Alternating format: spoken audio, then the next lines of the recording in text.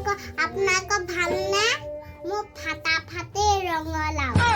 কি কম আপোনালোকক কৈছোঁ মোক নক'ব আৰু। সকলোকে ভোগালী বিহুৰ আন্তৰিক অভিনন্দন জ্ঞাপন কৰিছোঁ। সকলোৱে দিনবোৰ যাতে ভালে কুশলে পাৰ হওক তাৰে কামনা কৰিছোঁ। হেপী ভোগালী বিহু সকলোকে। সকলোৱে পুৰা খাব দেই কাইলৈ। মই এতিয়াই খাওঁ দেই।